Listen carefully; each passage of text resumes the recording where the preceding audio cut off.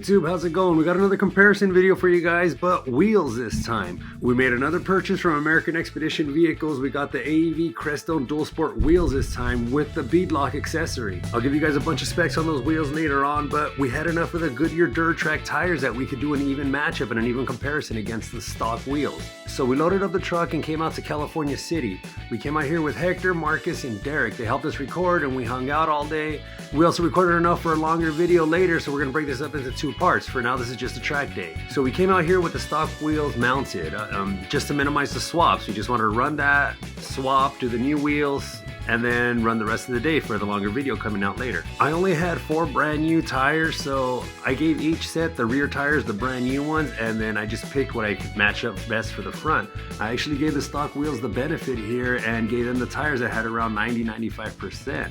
The AEV wheels, on the other hand, had tires at around 90%, 85%. So for now, the stock format actually has advantage in terms of rubber. And just for reference for you guys, this track used to be shorter. I would run a 145 on it with the same stock setup. Now it's a little bit longer. The last time we came out here, I ran a 149. In my practice lap before the time lap today, I also ran a 149. So the times are pretty consistent with these wheels and tires. 3, 2, 1, go.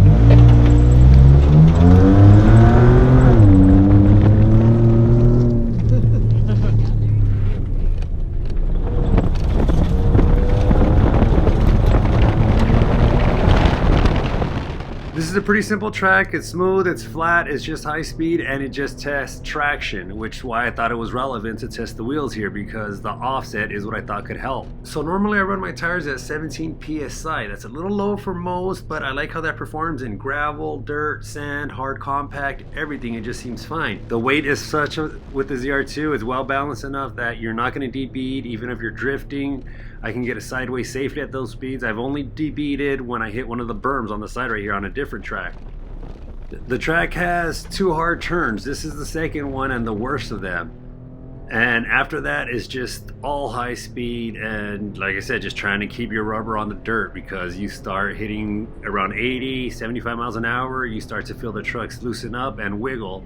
So you could hit pretty decent speeds here with the factory wheels. They have a 33mm offset and a 5 to 5¼ inch backspacing, depending how you measure. If it's all the way to the flush part, it's 5¼ or whatever. That's kind of my point. It's really hard to find decent information on these wheels. It's kind of trial and error on any wheels, actually. You don't know if you're gonna rub, you don't know if the front's gonna rub, or you have full turn. Everyone lies. Nobody likes to spend money and then talk about the problems they have with their wheels. So this is going to be a 2-part review. This is just the track times to show you guys how much the offset improves the speeds, and the second part will be what we recorded the rest of the day. This is part of a 182-mile run that we did on a Saturday, so we got a lot of information. I almost flipped, we almost totaled the truck, I bottomed out a few times. So we're going to swap wheels after this lap time, and we'll do our best to give you guys the most information we can on these race-proven wheels. That one was like 215, way slower. Nah. What was that one? It was 149, but the first one was 149.75, and this is 149.38. Alright, well, we'll see. I mean... What? I want you to do one from the other starting point before we leave.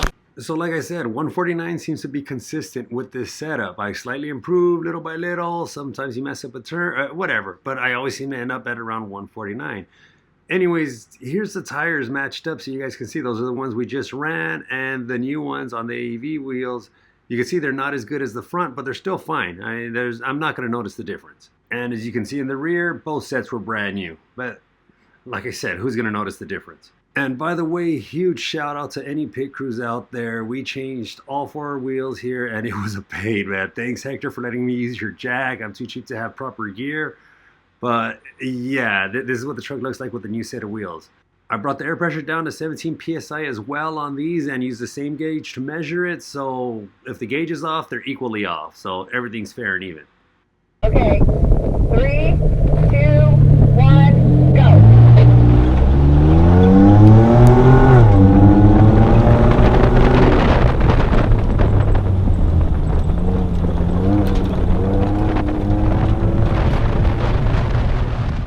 Thanks to Marcus flying the drone. Check out my exit right here.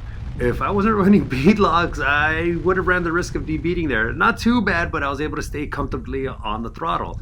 So now let's talk bead locks. These are actually hybrid. That's my word, not theirs. You can run these in multiple configurations actually. You don't need to be true bead locks. If you only want them for street use, whatever, you can get those and get the protective ring. The wheels MSRP at $275, which is a steal for actual race wheels or competition wheels. Real quick, I messed up this turn as well, coming too hot, getting a little sideways. I was fine, but at 17 PSI with stock wheels, you're gonna run the risk of debeading there. I was fine and confident, and again stayed on the throttle because we had the bead locks. And like I said, if you want them for street use, they could be mounted as normal wheels without the ring, so you can use them like that. Or if you want the ring for aesthetics or as a rock guard, you can get the ring that just goes over as well with the tire mounted within the wheel. And then of course the actual bead lock is $145. The normal protective ring doesn't have as much machining, so it only comes in at $120. The air valve is also countersunk and protected within the wheel, but it's not hard to air down or air up. It's pretty conveniently placed still. They're sized in 17x8, just like the stock. They have a 25mm offset though compared to the 33, and a 5.5-inch back spacing compared to the 5.25. They come with a lifetime warranty and they ship super fast.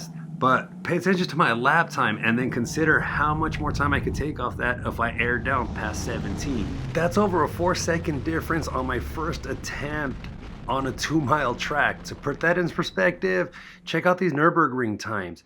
4 seconds on a 6-minute run, 7-minute run, you're talking tens to hundreds of thousands to sometimes $1 million worth of difference. And all we had to do to achieve that was a wheel swap.